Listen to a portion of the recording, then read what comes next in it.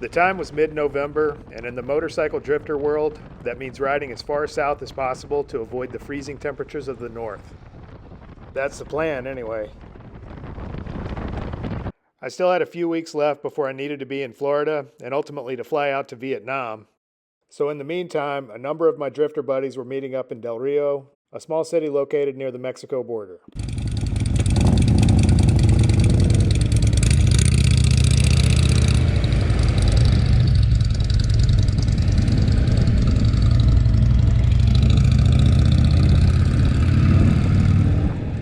People who choose to live this way tend to spend a lot of time alone. It comes with the territory.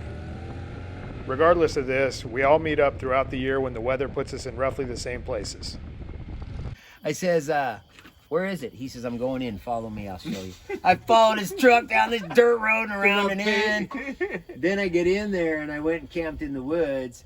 Plus on that. So I stayed in the woods right up by the edge of the canyon. I pulled out into the woods. There, the pine forests are... you can ride between them. They're not like this eastern stuff or this really thick stuff. You can ride in between. They let you out of prison long enough to come down here? Rick had a couple of days off of work, so he showed up around 4 a.m. the previous night. Stay warm? Oh, no. No? How'd the windshield do? Man, it was a big difference. I didn't think it was going to be that much of a difference, but it was... Substantial, right? Yeah, very much so. Do you want sugar? I have diet sugar if you want. No, just black. Black? Uh-huh. You go black, you Just don't go about back. That's the whole story.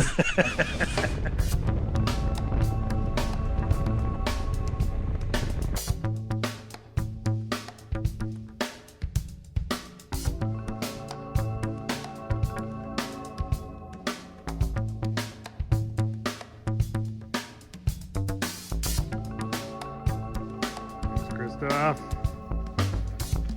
Yours truly. Camp in the woods. And there's two of the finest men I know. Say hi. Hi.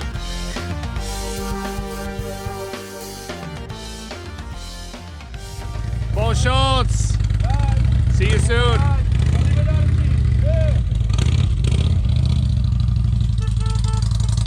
I don't know what I'm going to do without you guys. can keep the house. Yeah? Oh, thanks. See you, Rick.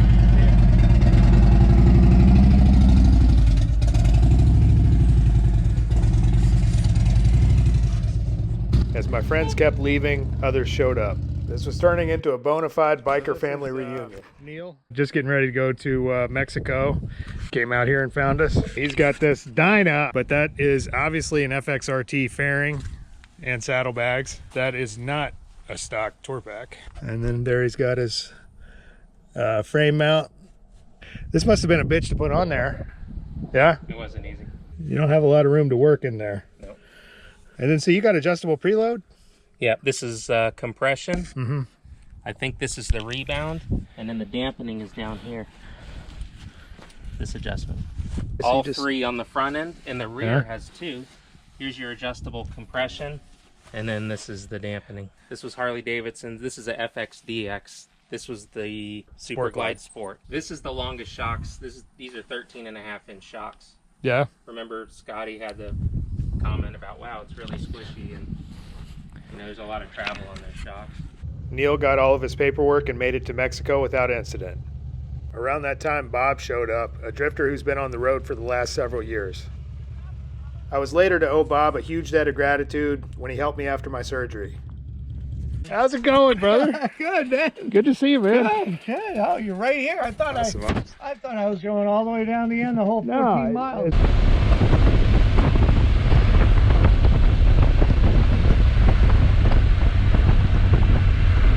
So we are back in my favorite taqueria in Del Rio, Chintos, here with Bob. He's about to take off for Terlingua. And obviously this guy's a big wrestling fan because there's all these masks of the luchadores. And he's even got flags with luchadores.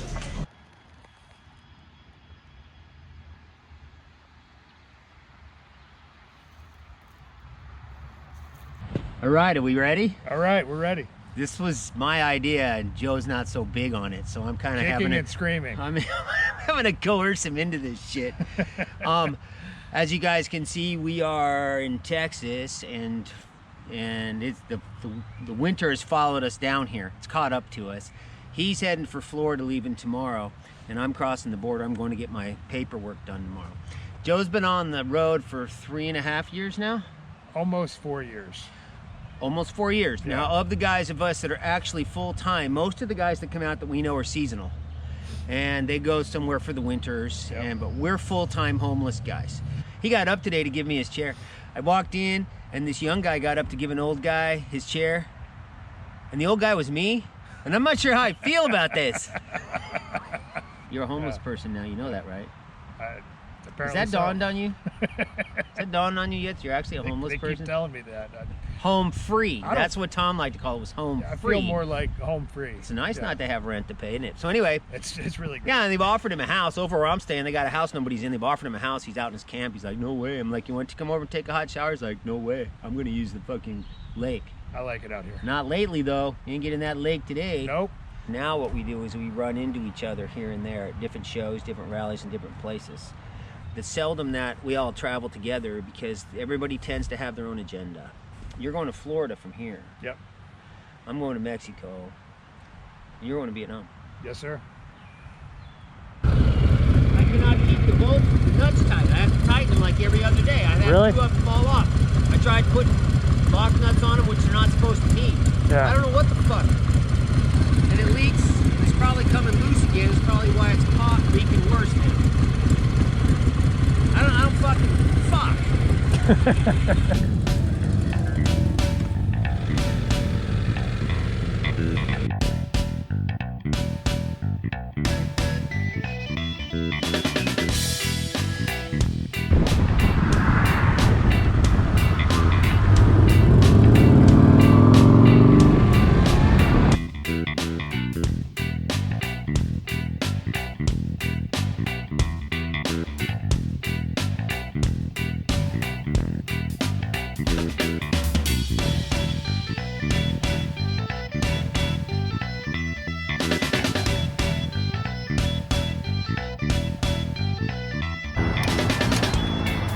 That fucker's come loose again. Unfucking real. Ever since I took this out. Scotty headed into Mexico, and I took off towards Florida. As far as I know, he's still down there tightening up those exhaust nuts.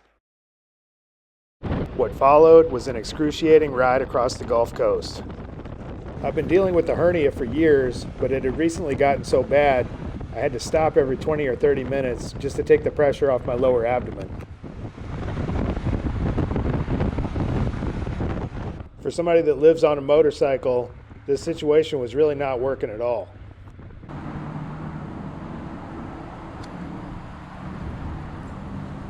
There's my crawfish pistolette. Basically, that's a roll, inside of which is spicy crawfish, which is then chicken fried. And of course, these are the famous cracklins, like basically fried pork skins. Amazing. Even as I make this video, I can still taste those pork cracklins. There was something indescribable about the taste of those.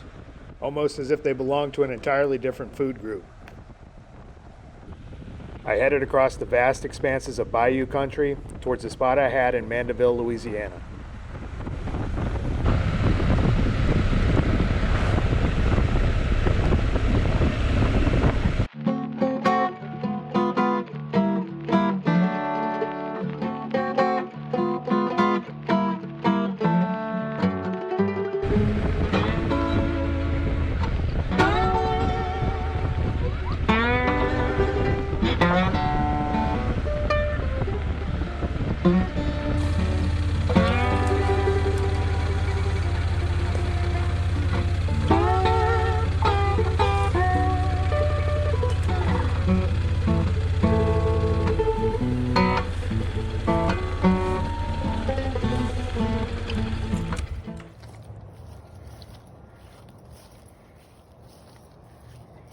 So it's Thanksgiving Day. I always stay at this place whenever I'm around New Orleans, just getting everything dried out. They're calling for heavy torrential thunderstorms the next couple days. So a buddy of mine has invited me to have dinner with him and his wife. He's kind of a big deal. You've probably seen him on YouTube. So Let's go say hi.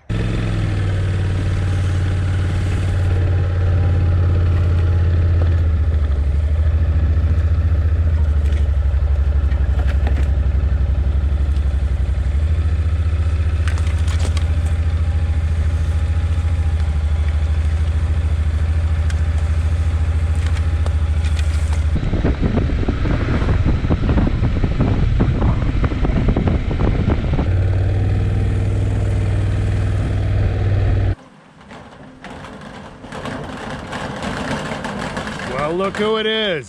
It's Saddletramp. There we go. How's it going, brother? Happening? Good to see you, man. Likewise. This Harley Davidson shovelhead has made a fool out of me since day one. But you guys are going to have to wait and watch that video later. Hello. Hey, how are you? I'm great. How are you? I'm well. Good to see you. I brought cheers. It is good to see you. Thank you for having me. Oh, I wish I could have absolutely. given you more notice, but At least you don't do like Scotty and just show up out of the blue. yeah. Hey, guys. 15 minutes down the Yeah. road. Yeah. But Oh, not even that. You just showed up in the yard one day. Well, huh? What's that?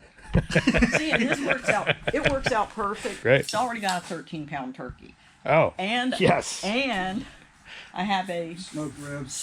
no, the ribs are not for today. Oh, they're not? No. Oh, okay. And I got a 7-pound breast in the smoker. Oh, really? But you got to be kind. I've never smoked a turkey. Oh. That's your disclaimer if it sucks. Unlike that one, this is the stuff that needs to just fire up and turn off a bit.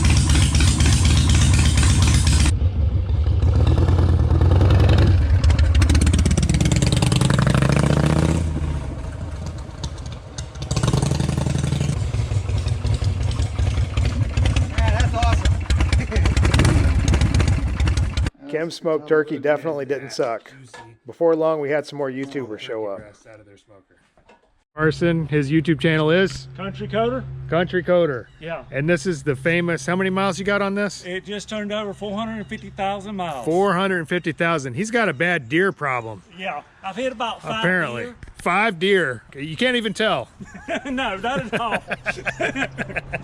But hey, it's a good truck. It's paid for, and it gets me from point A to point B. So, you know, why It's- buy a new one? So I had one hit me right here. Yeah. The insurance company replaced it and everything.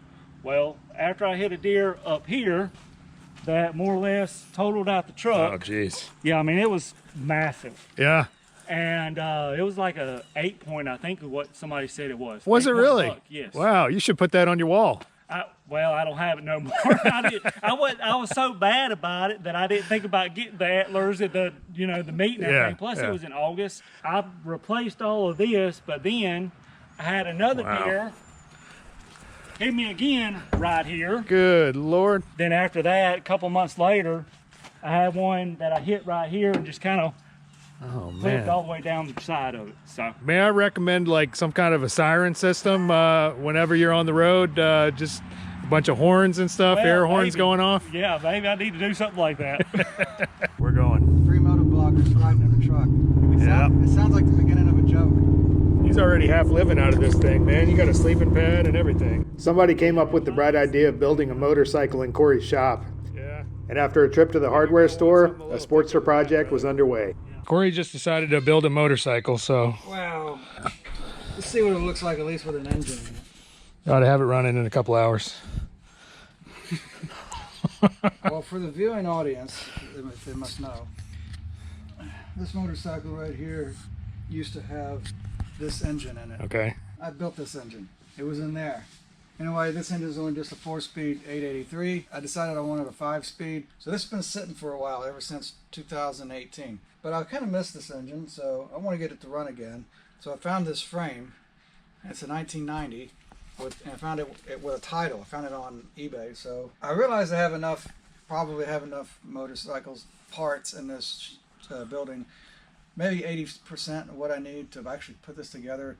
I don't know about it being a running motorcycle, but Well, we still got daylight out there. yeah, I guess so. And you know, to find a freaking stock Sportster frame, I don't know about other motorcycles, but to find one with a title that's been signed, I mean, that's one reason I bought this. That's great. Because it had the, the title to it. Like that, we got the engine in the frame. Easy peasy. We spared you all the 5 minutes it took to do that. So. 5 minutes. A little bit more than 5 minutes.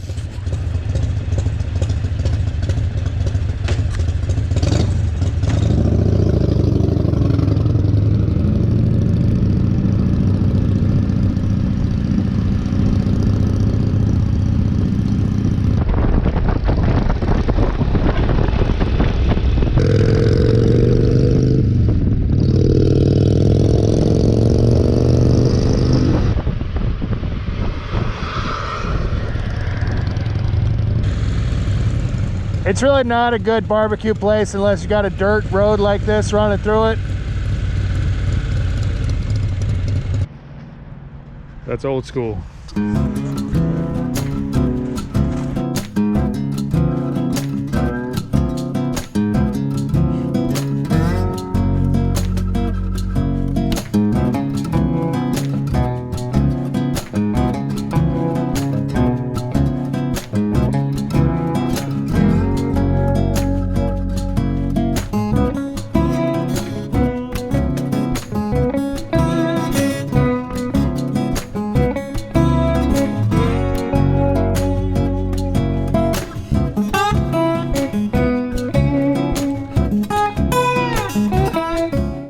After some exceptionally good barbecued brisket, I pushed on in constant pain towards the Florida Panhandle.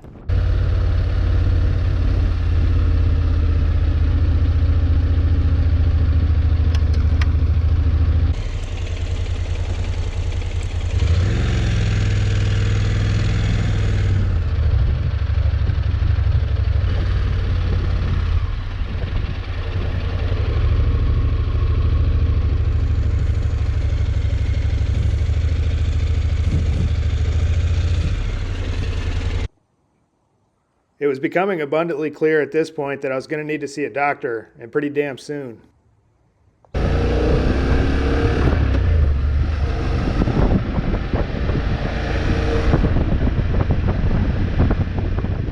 I stopped at another spot I had saved on my map, what appeared to be an abandoned RV park, taking it as easy as I could.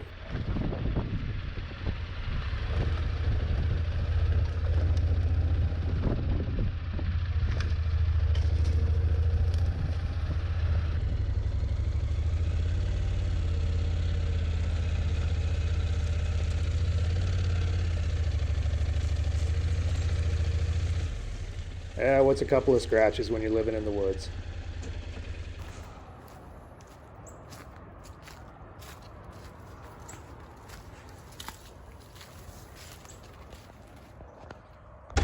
As soon as daylight broke, I packed my stuff and headed for the nearest emergency room.